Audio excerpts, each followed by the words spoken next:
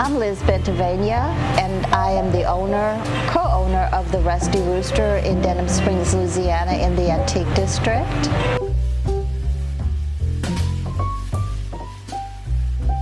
We repurpose furniture, we paint furniture, smaller items, antiques, house decor, pictures. We have a linen booth, just a variety of things that people can use to decorate their home. There have been several vendors in here during different times, since 1902.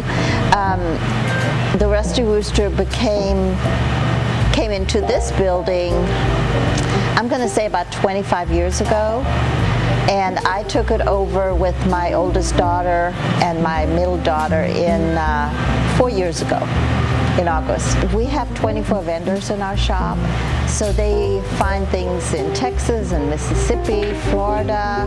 Some people go all the way to New York and to find their pieces, one-of-a-kind pieces that we either refurbish or paint.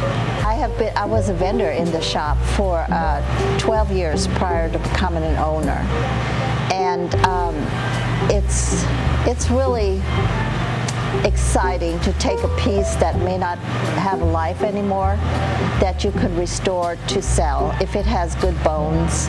We try not to paint antiques, real antiques that can be restored or used, but sometimes they wind up at a landfill, and if they have good bones, we'd like to paint them and give them a new life in somebody's home.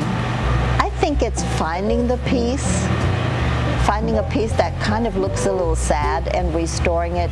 I have a vision, usually before I even paint the piece. I kind of know what it's going to look like, and I think that's the excitement, to go out and hunt for it and then restore it and then see it wind up in somebody's home. It was always a dream of mine to be creative, and when I had the opportunity to buy this shop, I jumped up into it to do it. And since then I've been able to mentor some people. I've mentored some young people, and it's so exciting to do that, to see somebody that says, I really would love to learn how to paint furniture, or I'd love to work at this shop. To see them grow and get their own booth and make their own money. And there are several ladies my age or a little younger that are actually making a living at this. And that's always exciting, to give somebody a job that they love and enjoy. And we have, I think the last time I looked, at about 47,000 followers on our page on Facebook. Instagram was instituted about a year and a half ago, so there's not quite that many people. But for instance, we had 11,800 visitors to our page just last month, in the last 28 days. This lady here, she has a teensy little booth, but she is all wonderful. She has one of the best-selling items in here, and what she does, she takes reclaimed wood, for instance, like this, and she does a finish on them, and then in the back she'll have a psalm.